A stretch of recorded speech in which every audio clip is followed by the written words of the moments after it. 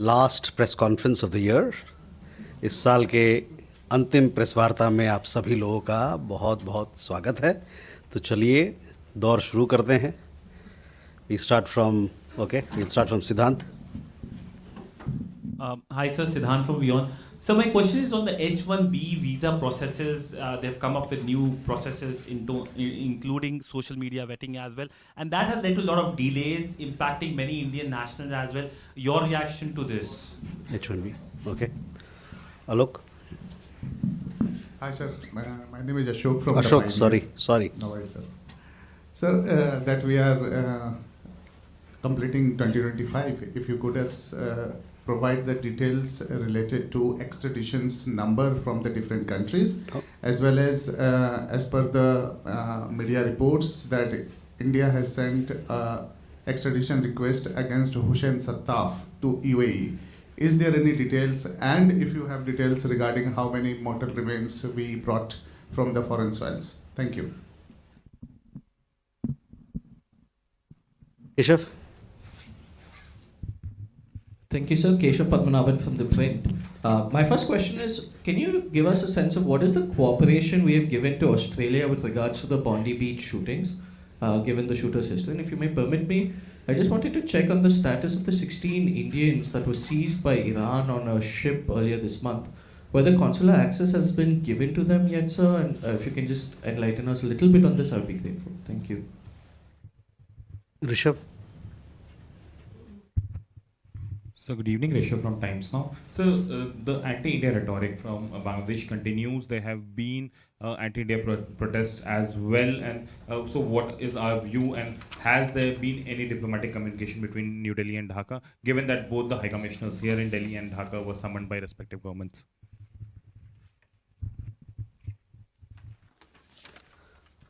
Okay. Akhilesh. So recently, 2 Hindu minorities have been killed in Bangladesh, and situation is getting aggravated every day. So, do you have any communication with Bangladesh interim government? Okay. So let's go one by one. First to Siddhant's question on H1B visas. Yes. The government of India has received several representations from Indian nationals who are facing delays or problems with their rescheduling of their visa appointments.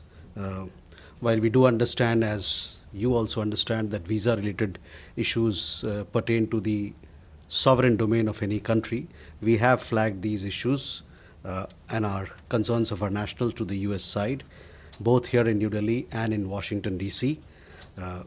And we hope that these delays and these disruptions will be addressed. There are several people who have been stranded for extended period of time because of scheduling or rescheduling issues of consular appointments, and these have also caused a lot of hardships to their families, to the family life that they have, as also to the education of their children. As you would understand, and I think there was a communication from the US government also, that with effect from December 15th, they have expanded their review process or processes that they have, which covers specialty occupation temporary H-1B visa applicants, and it also is applicable to the dependents who are covered under H4 category visa. This particular change that they have introduced is applicable globally to all countries. But on our side, the Government of India remains actively engaged with the US side to address and minimize the disruptions that have been caused to our nationals. Ashok, your question regarding extradition numbers, I don't have these factual details with me, but yes, some of these details are available in the public domain, and you can have a look at that. The question about the extradition request on United Arab Emirates as well, I will come back to you as to what is the situation in regard to that particular matter as well. And your question regarding, sorry? Mortal remains. Again, this is the latest. I will come back to you on this particular detail, but I understand that these are available in public domain, especially if you go to the website of Lok Sabha or Rajya Sabha, and if you look at the questions that have been answered in the past, including as recent as this month, you will get some of these details. But I'll come back to you on request. Keshav, regarding your question, we are aware of the reports of the individuals responsible for the Bondi beach terrorist attack. Australian authorities are in touch with our authorities on this matter. In regard to Indian nationals who you've told that they have been apprehended or they are in detention right now, I don't have an update for you, but we'll come back to you as to where we stand on this particular matter. As and when there are issues in regard to Indian nationals, their detention or any other issue connected to them, our embassy duly takes it up with the concerned government. In this particular case, it happens to be Iranian authorities in Tehran, as to where we are, what sort of consular access has been given, etc. I will report back to you, or I shall inform you of the latest development. Rishabh, regarding anti-India rhetoric, you would have seen also in the last several days we have issued a couple of, or more than couple of statements. We have rejected the false narrative that has been projected in Bangladesh. You would understand that law and order or security situation or the developments that are happening in Bangladesh is the responsibility of the government of Bangladesh, and to portray a narrative where things go in some other direction is completely false, and we reject that.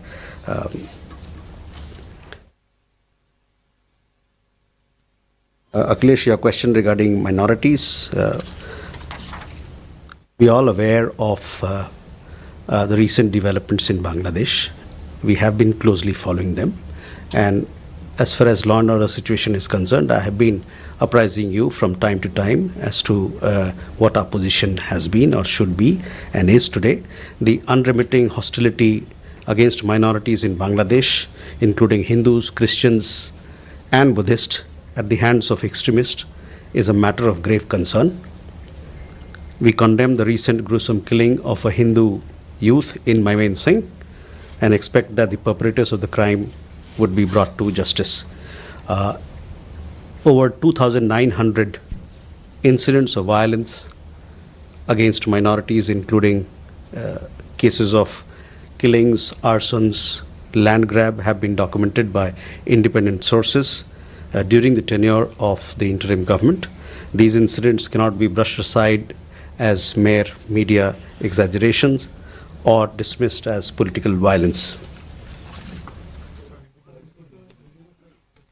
Bangladesh में अल्पसंख्यकों, जिसमें हिंदू भी हैं, ईसाई भी हैं, बौद्ध धर्म के लोग भी हैं, उनके खिलाफ लगातार हिंसा हो रही है। ये गंभीर चिंता का विषय है। हाल ही में मैमन सिंह में एक हिंदू युवा की हत्या हुई, उसकी हम घोर निंदा करते हैं। हम ये भी उम्मीद करते हैं कि अपराधियों को जल्द से जल्द कटघरे में लाया जाएगा। और आपको जैसे बताया मैंने कि स्वतंत्र सूत्रों के अनुसार पिछले इस अंतरिम सरकार के कार्यकाल में 2900 ऐसे वारदात सामने आई हैं जो हत्या से संबंधित है, या आगजनी से हो, या ज़मीन हड़पने के मामले से हो। और इन घटनाओं को मीडिया की यतिशक्ति या एग्जैजरेशन कहकर या राजनीतिक हिंसा बताकर इसको नज़रअंदाज या दरकिनार नहीं किया जा सकता।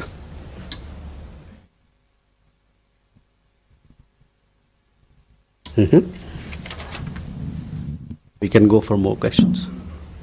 इधर कर लेते हैं, उसके बाद फिर इधर आ जाते हैं। Ishi? This is Keshi Singh from Business India. Is it working? This is Yeshi Seli from Business India. How does India view the return of Tarique Rahman to Bangladesh? He wants to come back to power. He's come after 17 years. And secondly, Myanmar is going to have his first phase of elections on the 28th. Has India sent any observers?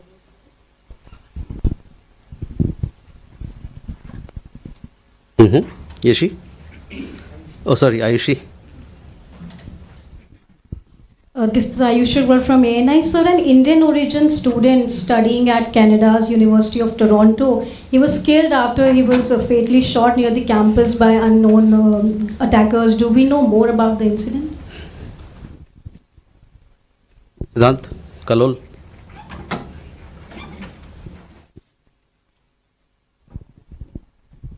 Hi sir, I'm Siddhant from CNN News 18. Sir, a case of medical negligence has come to light in Canada where Prashant Sri Kumar, a 44-year-old Indian origin man, died of suspected cardiac arrest while waiting for a treatment at Grey Nuns Community Hospital in Canada's Edmonton. Do you have any comments to offer on this incident? Thank you.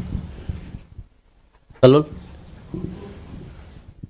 Kalol from the Hindu, sir. Sir, in a hard-hitting editorial, Pratham Alo has, in Dhaka that is, has said that India is allowing Sheikh Hasina and other prominent leaders of the Army League to carry out anti-Bangladesh activities while being in India.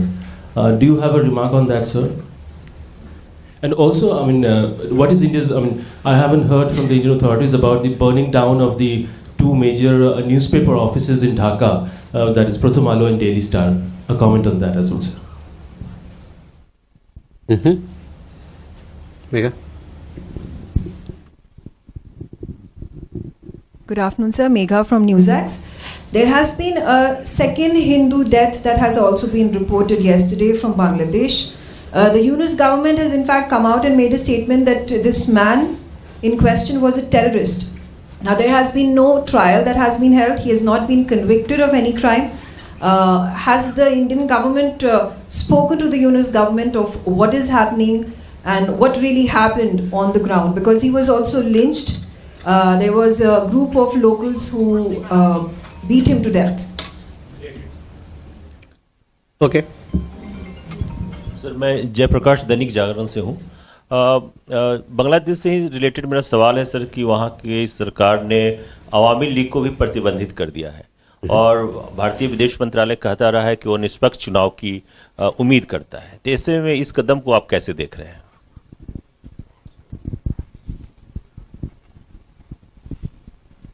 Okay, Yeshi, first on the return of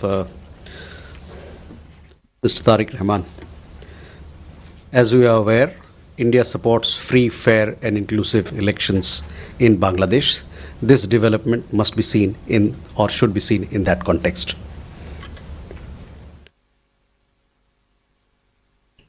On Myanmar, we stand for democratic transition in the country. Elections are to be held. We support free, fair and inclusive elections in which everybody participates.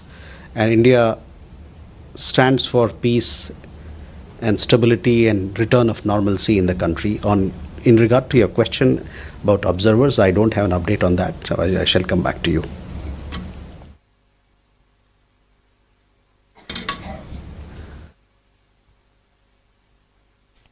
Ayushi, your question regarding a student who we lost in Canada. Just a second.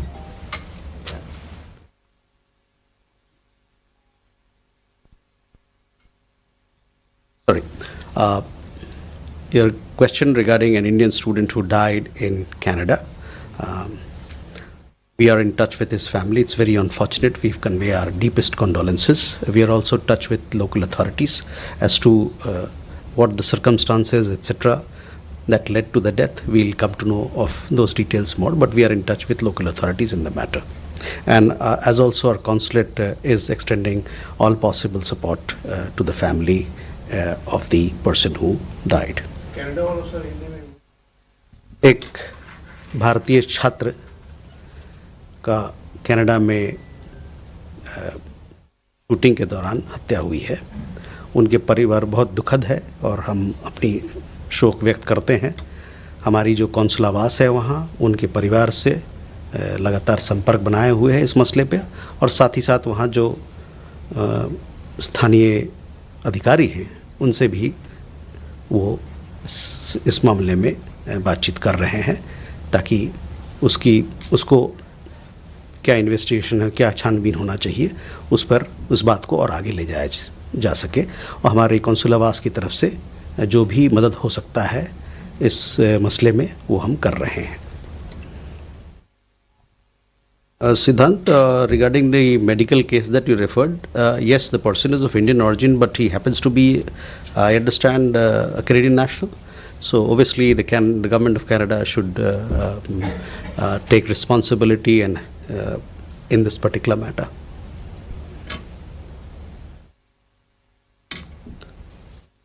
Kalol, on our point on Bangladesh has been very clear and consistent all throughout. India stands for strengthening our ties with the people of Bangladesh. We favor peace and stability in Bangladesh, and we also, our point of view on elections, you are aware, we stand for free, fair, inclusive and participatory elections in Bangladesh, which is to be held in a peaceful atmosphere. So that is where we are. We stand for fair, free and inclusive and participatory elections in Bangladesh.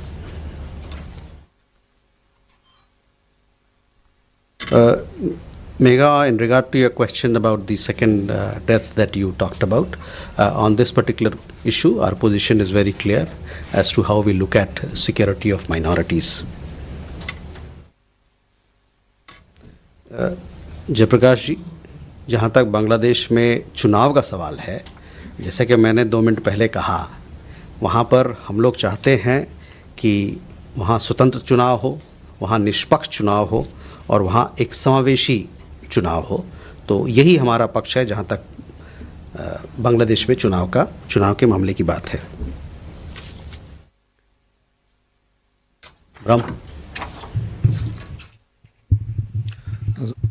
Sir, Brahma Prakash Dubey, ji news से। मेरा सवाल है, पिछले सप्ताह एक video viral हुआ ललित मोदी और विजय माल्या का, जिसमें वो कह रहे हैं कि हाँ हम भगोड़े हैं। ऐसा लग रहा है कि वो भारतीय एजेंसियों को जानबूझ के इंटेंशनली चिढ़ा रहे हैं। तो इस मामले में क्या स्थिति है? क्या भारतीय जो एजेंसियां हैं वहाँ उसमें कोई ढील दी जा रही है या फिर क्यों देरी लग रही है? इसको लेकर कोई अपडेट है क्या?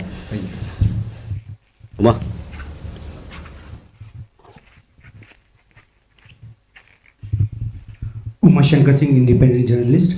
अक्टूबर में एक जानकारी आई थी कि रूस की तरफ से लड़ने वाला एक भारतीय मूल का जो सैनिक है वो यूक्रेन में युद्धबंदी बना लिया गया है।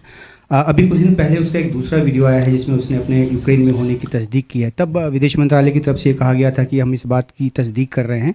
क्या तस्दीक हो गया है और क्या यूक्रेन के साथ हम स्वतंत्र रूप से उसकी वापसी की कोई बात कर रहे हैं या फिर ये रूस और यूक्रेन के बीच के युद्धबंदियों की अदला बदली के मद्देनज़र रूस की तरफ ही हम देख रहे हैं? आयांशा। This is Anaksha Maitra. Sir, could you please update me with the facts and figures on non-oil trade with Iran as well as INSTC, especially at a time India is about all set to assume its BRICS presidency, in which Iran is the newest member?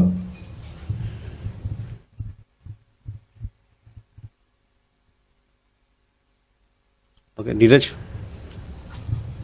Sir, Neeraj हूँ news 18 India से। हमारा सवाल है कि भारत का ये पक्ष है कि बांग्लादेश में समावेशी चुनाव होने चाहिए, लेकिन अवामी लीग को अनुमति नहीं मिली है। तो क्या अवामी लीग के बिना चुनाव समावेशी होगा? और अगर अवामी लीग के बिना ही चुनाव होता है तो क्या उससे भारत समावेशी मानेगा?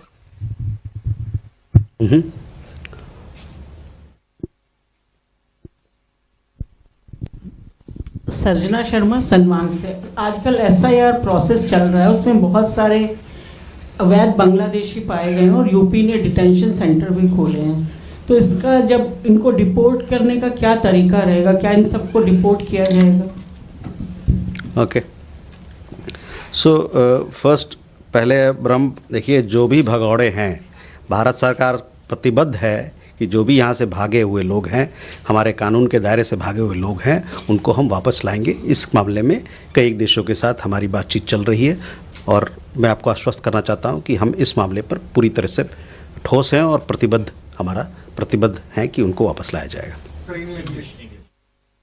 We remain fully committed that people who are fugitive, who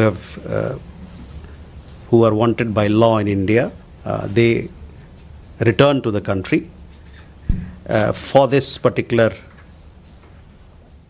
return, we are in talks with several governments and processes are on. As you know, in several of these cases, there are several layers of legalities which are involved in it. But we remain committed to bring them back to the country so that they can face trial before the courts here.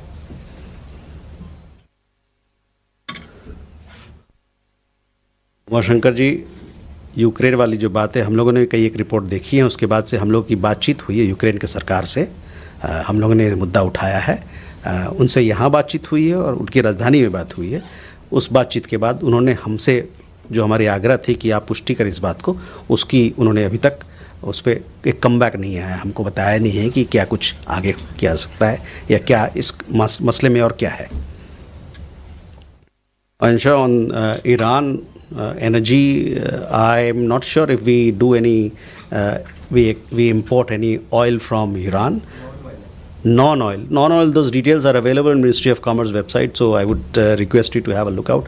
These are facts and figures which are available in public domain, so you can have a look there. On International North-South Transport Corridor, yes, India has been supportive of it, and we want to strengthen our connectivity partnerships, not just in regard to INSTC, but in several other initiatives that we have taken, so that we can do more in terms of creating opportunities and strengthening our bilateral and multilateral partnerships. Neeraj, समावेशी चुनाव का मतलब होता है समावेशी चुनाव. उसका मतलब ये होता है कि जितने लोग हैं वहाँ पर, हर पक्ष के लोग हैं, उस चुनाव में भाग लें ताकि उस चुनाव को मजबूती मिले और लोकतंत्र का नाद और मजबूत होए और आवाज़ और बुलंद हो. I have already said that India stands for free, fair and inclusive elections in Bangladesh. Obviously that means that all the elements, all the persuasions who are there should participate in that.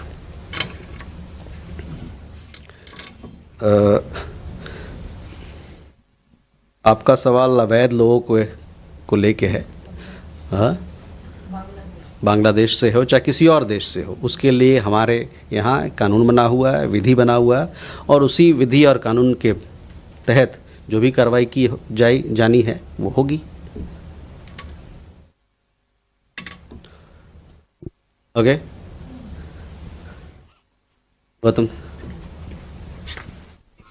Thank you, sir. Gautam Lahiri. Recently, the External Affairs Ministry Standing Committee has submitted a report in the both houses of Parliament on Bangladesh, and where it has been mentioned clearly the present situation of Bangladesh is a security challenge for India. How the MEA has taken up these issues with the concerned ministry, or anything what you are planning to do to combat this security challenge for India? Okay, Srinjoy.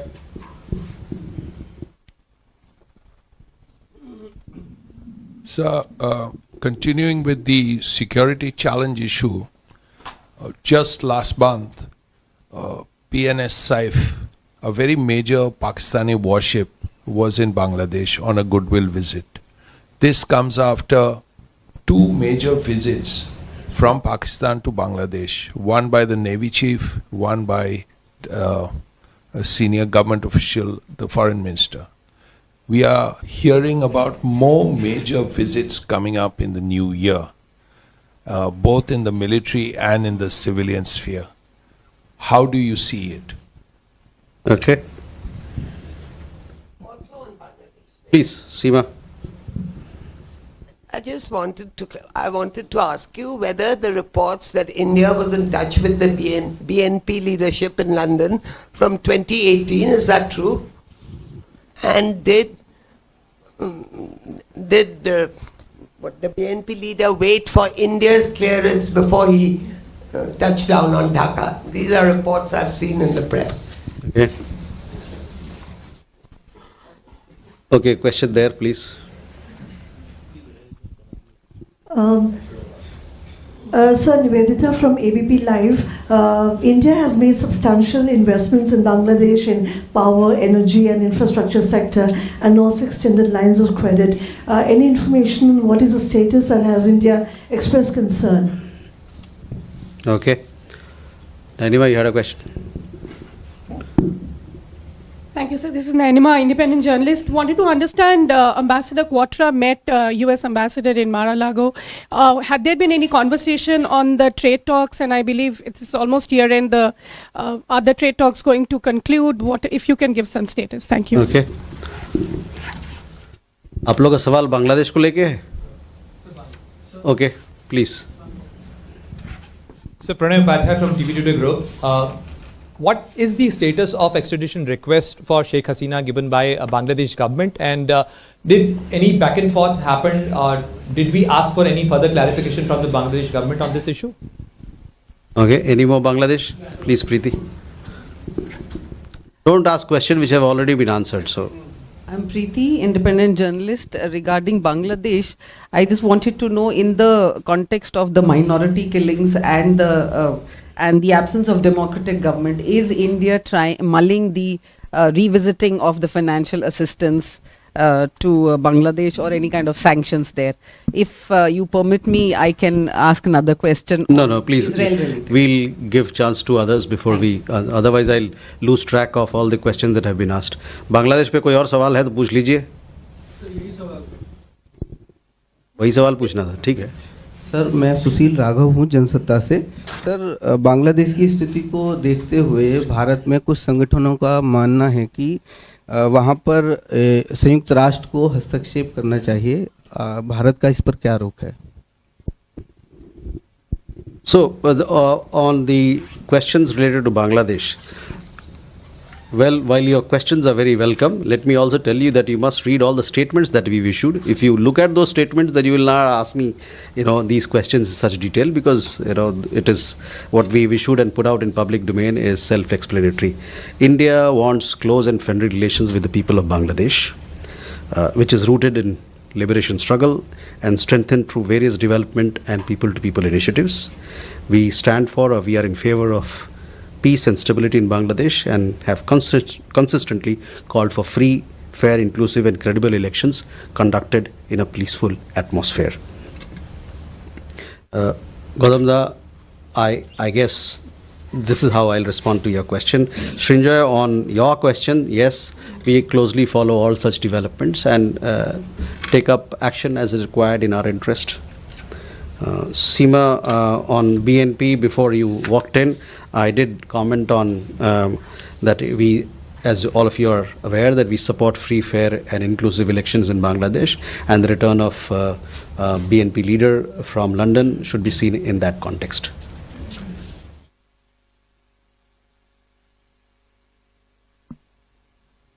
Nivedita, again on Bangladesh, LOC's development cooperation, I just answered your question that we want to have strong and vibrant ties with the people of Bangladesh, and we'll look at your question and our development assistance in that regard. Pranay, extradition प्रत्यर्पण का जहाँ तक बात है उसमें कोई बदलाव नहीं है. जो हमने पहले कहा था, that is where it stands in regard to the request on extradition. On financial Preeti assistance, with Bangladesh we have a broad-based relationship. Obviously, there are circumstances are little different now, but we stand for peace and stability in the country, and we want to have strong ties with people of Bangladesh. More questions? Sorry? Okay. Oh, sorry, I missed your question. That is what happens when you ask too many questions in one go.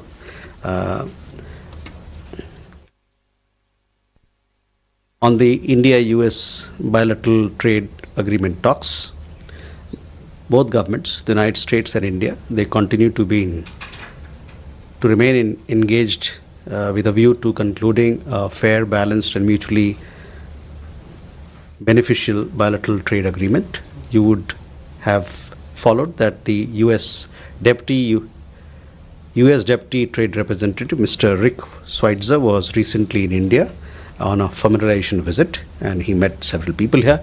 For more details as to where the trade talks are, I would refer you to the Ministry of Commerce. Yes. Okay. Abhishek. Hi, sir. Abhishek, independent journalist. Sir, my question is, European Union Trade Commissioner in a recent interview to a European magazine has said that European leaders Ursula von der Leyen and Antonio Costa will be the chief guest at 26th of January, Republic Day. And also, he is looking forward to having the India-EU FTA sealed during that visit. Your comments on that? Okay. Raghavendra. Raghavendra Verma from German television ZDF.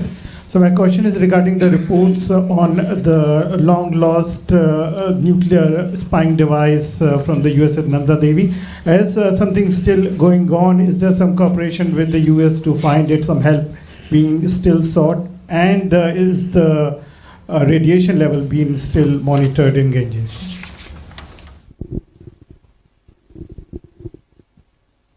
Mm-hmm. Karul, you want to ask a question? I want to repeat what Neeraj has asked before me about this inclusive and participatory election in Bangladesh. The question is, will India recognize the results of an election in Bangladesh which may not include the Awami League, because the interim government has ruled out the Awami League from that upcoming election in February 2026. Okay. So,